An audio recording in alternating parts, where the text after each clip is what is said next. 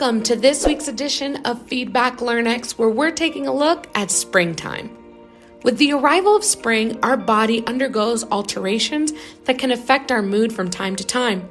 They say that spring alters the blood, and the truth is that this popular saying is not misguided.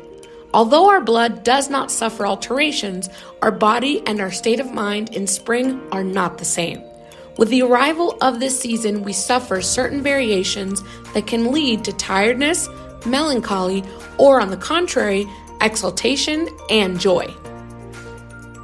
According to Elisenda Pascual, a psychologist and therapist, she comments that we don't know if the blood is altered, but the nervous system certainly is.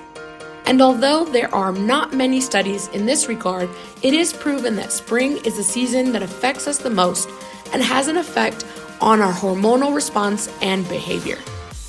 Why does spring affect us? The answer lies precisely in everything that we like about the arrival of the season.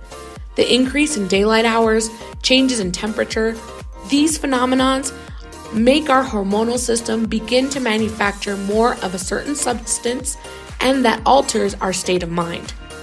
The effects of the first are not manifested in all people or in the same way. However, it is quite common to experience small mood changes that are sometimes almost imperceptible.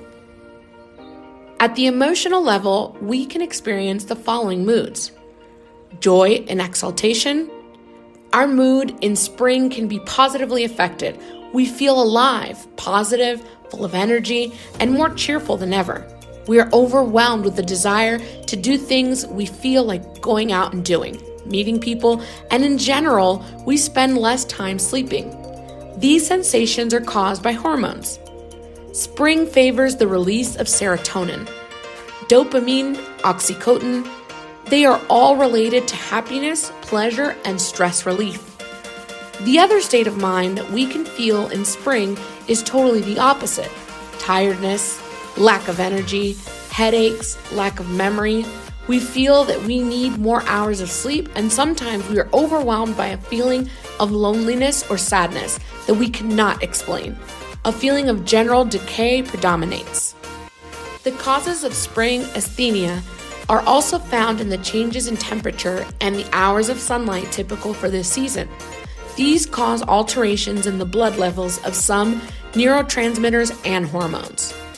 Sunlight, for example, increases the release of melatonin that promotes sleep, and heat reduces blood pressure, and the body consumes significant amounts of energy and favors the appearance of feelings of tiredness, weakness, and drowsiness.